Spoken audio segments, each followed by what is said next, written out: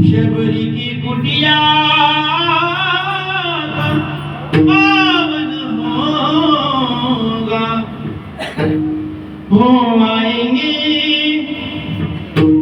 आएंगे